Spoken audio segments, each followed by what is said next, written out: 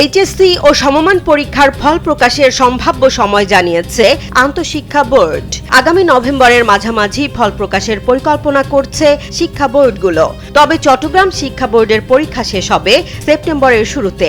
বাংলাদেশ আন্তঃশিক্ষা সমন্বয় বোর্ডের সভাপতি ও ঢাকা শিক্ষা বোর্ডের চেয়ারম্যান অধ্যাপক আখতারুজ্জামান শুক্রবার গণমাধ্যমকে জানান, 8টি সাধারণ শিক্ষা বোর্ডের তত্ত্বীয় পরীক্ষা ইতোমধ্যে শেষ হয়েছে। চট্টগ্রাম বোর্ডের স্থগিত পরীক্ষা শেষ হওয়ার পর ফল প্রকাশের প্রক্রিয়া এগিয়ে নেওয়া হবে। চলতি বছরের এইচএসসি ও সম্মান পরীক্ষা শুরু হয়েছিল গত 2 জুলাই।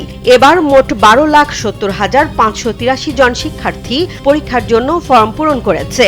8টি সাধারণ শিক্ষা বোর্ডের তত্ত্বীয় পরীক্ষা শেষ হয়েছে 8 আগস্ট।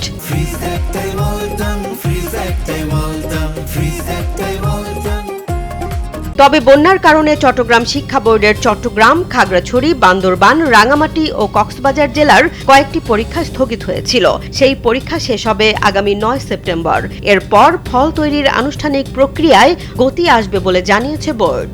এদিকে বৈরী আবহাওয়ার কারণে গত 13 জুলাই ঢাকার যেসব পরীক্ষার্থী পরীক্ষায় অংশ নিতে পারেনি তাদের জন্য 24 আগস্ট বিশেষ পরীক্ষা নেওয়া হবে। রাজধানীর বেগম বদরুন্নেসা সরকারি মহিলা কলেজ কেন্দ্রে সকাল 10টায় অনুষ্ঠিত হবে এই পরীক্ষা। সব মিলিয়ে পরীক্ষা শেষ হওয়ার পর ফল প্রকাশের প্রস্তুতিও এগিয়ে নিচ্ছে শিক্ষা বোর্ডগুলো। পরিকল্পনা অনুযায়ী সবকিছু ঠিক থাকলে নভেম্বরের মাঝামাঝি এইচএসসি ও সমমানের ফল প্রকাশ হতে পারে।